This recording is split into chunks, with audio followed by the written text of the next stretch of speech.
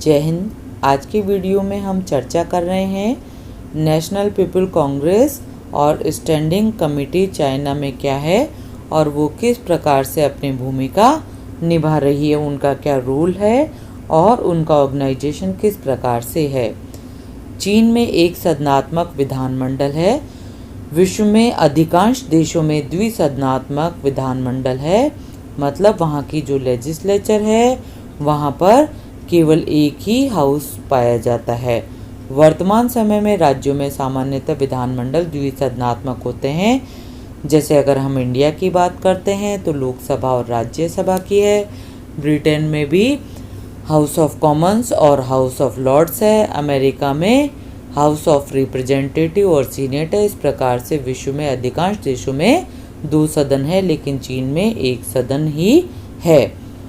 नए संविधान में भी इसी व्यवस्था को बनाए रखा गया है। संविधान के अनुच्छेद 59 के अनुसार इसमें बताया गया है कि ऑर्गेनाइजेशन किस प्रकार से होगा। इसमें कौन कौन से जो मेंबर्स है वो इंक्लूड होंगे। प्रांतों के निर्वाचित प्रतिनिधि इसमें शामिल होंगे। यहाँ पर स्वशासित क्षेत्रों के प्रतिनिधि होंगे। केंद्र के सीधे अधिकार में आने वाली नगर पालिकाओं के रिप्रेजेंटेटिव इसमें होंगे और इसके अतिरिक्त यहाँ पर जनवादी मुक्ति सेना के रिप्रेजेंटेटिव भी इंक्लूड होंगे। राष्ट्रीय जन कांग्रेस मतलब यहाँ की जो लेजिस्लेचर है उसके प्रतिनिधियों का जो इलेक्शन होता है वो वयस्क मताधिकार के आधार पर होता है। और वयस्क किसे माना गया है? सभी देशों के जैसे यहाँ पर भी जो 18 वर्ष के आयु के स्त्री पुरुष है उन्हें माना गया है। जन कांग्रेस के सदस्यों की जो संख्या है उसका निर्धारण है कानून के आधार पर होता है। जो न्यू कॉन्स्टिट्यूशन है, न्यू कॉन्स्टिट्यूशन कब बना था? 1982 में चाइना में बना था। इसमें कांग्रेस के सदस्यों की जो उपस्थिति है वो है 3459। 2008 की गठित 11वीं जो जन कांग्रेस है उसमें इसके मेंबर्स की संख्या थी 2987। इस प्रकार से इसमें सदस्य संख्या थोड़ी बहुत चेंज होती रहती है, लेकिन ये विश्व में सर्वाधिक बड़ा लेजिस्लेचर है। कार्यकाल और अधिवेशन की अगर हम बात करते हैं तो आर्टिकल 60 में ये बताया गया है जन कांग्रेस का जो कार्यकाल है वो 5 वर्ष का है। इसके कार्यकाल की समाप्ति से 2 माह पूर्व ही स्थायी समिति को नई कांग्रेस के निर्वाचन करा लेने चाहिए, यह इसके लिए आवश्यक है। जन कांग्रेस का जो अधिवेशन वर्ष में एक बार अवश्य ही बुलाया जाना चाहिए, ऐसा कॉन्स्टिट्यूशन में लिखा है।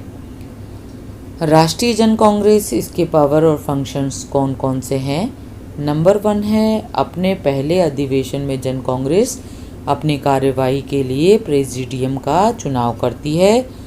सेकंड है यह संविधान में संशोधन करती है।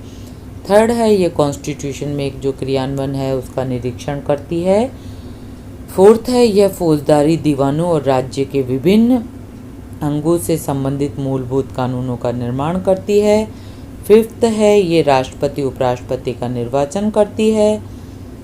सिक्स्थ है कि ये प्रेसिडेंट की सिफारिश पर स्टेट काउंसिल से जो प्राइम मिनिस्टर है, वाइस प्राइम मिनिस्टर है और अन्य जो सदस्य हैं उनका निर्वाचन भी करती है।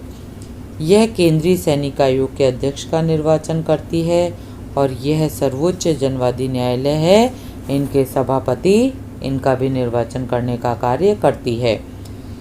इसके अलावा यह सर्वोच्च जनवादी प्रोसिक्यूटर के प्रोसिक्यूटर जनरल का निर्वाचन भी करती है।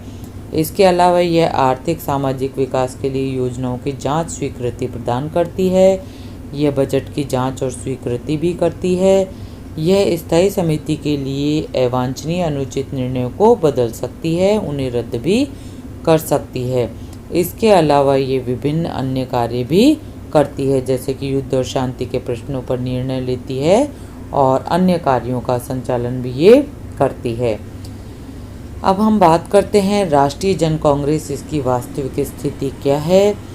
इसकी अगर हम वास्तविक स्थिति की बात करते हैं तो जो जन कांग्रेस की शक्तियाँ कार्य उन्हें देखकर ऐसा लगता है कि इसकी शक्तियाँ बहुत अधिक है, लेकिन वास्तव में इसके पास इतनी शक्तियाँ नहीं है जैसे कि भारत और अन्य देशों में है।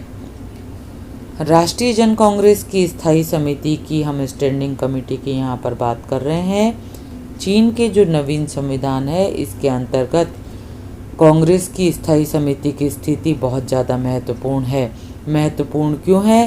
क्योंकि आपको पता है कि जो वहाँ की लेजिस्लेचर है, कांग्रेस है, उसकी सदस्य संख्या बहुत ज़्यादा है, मतलब उसका आकार बहुत बड़ा है और उसमें से कुछ जो महत्वपूर्ण मेंबर्स हैं उनको चुनकर बनाई जाती है स्टैंडिंग कमेटी। इस कमेटी में महत्वपूर्ण लिए जाते हैं, ये इसकी कमेटी है, इसलिए सारे जो लेजिस्लेचर से संबंधित डिसीजंस है वो इस स्टैंडिंग कमेटी के लिए जाते हैं, इसके द्वारा लिए जाते हैं, इसलिए इसकी इम्पोर्टेंस बहुत अधिक बढ़ जाती है। अगर हम रचना की बात करते हैं तो स्थायी समिति की रचना का जो उल्लेख है आर्टिकल 65 में किया गया है। इसमें एक चेयरमैन और वाइस चेयरमैन होता है, इसके अतिरिक्त वहाँ पर सेक्रेटरी और अन्य मेंबर्स होता है, जिनका चुनाव है वो कांग्रेस द्वारा किया जाता है। कांग्रेस इन्हें वापस भी बुला सकती है। स्थायी समिति के आकार के संबंध में संविधान में ऐसा कुछ भी नहीं कहा गया है, इसकी सदस्य संख्या कम और ज़्यादा हो सकती है। स्टैंडिंग कमेटी के पावर और फंक्शंस की अगर हम बात करें तो आर्टिकल 67 में ये बताए गए हैं। यह संविधान के क्रियान्वयन का निरीक्षण करती है, यह उन कानूनों का निर्माण संशोधन करती है जो कि लेजिस्लेचर से रिलेटेड होते हैं। जन कांग्रेस के 17वें काल में, मतलब जब इसकी मीटिंग्स नहीं हो रही होती है, तब ये उससे संबंधित समस्या कार्य करती है। इसके अलावा ये कॉन्स्टिट्यूशन की व्याख्या करने का कार्य भी करती है। ये राष्ट्रीय जन कांग्रेस के जब बैठक नहीं होती है तब बजट को स्वीकृति भी ये प्रदान करती है। ये कार्यों का निरीक्षण करती है। ये स्टेट काउंसिल के कार्यों को, उसके आदेशों को रद्द भी करने का कार्य करती है। स्थानीय निकायों द्वारा निर्मित निर्णयों और नियमों को रद्द कर सकती है। इसके अलावा जब कांग्रेस का अधिवेशन न चल रहा हो तो मंत्रियों के चयन, ऑडिटर जनरल और राज्य परिषद के महासचिव के चयन के बारे में भी ये निर्णय लेती है। यह केंद्रीय सैनिक आयोग और इसके सदस्यों के चयन के बारे में भी निर्णय कर सकती है। कुल मिलाकर जो यहाँ की लेजिस्लेचर कार्य करती है वो समस्त कार्य इस स्टैंडिंग कमेटी के पास आ जाते हैं और ये महत्वपूर्ण भूमिका निभाती है। इस प्रकार से ये चीन के संविधान में महत्वपूर्ण स्थान रखती है। Thank you.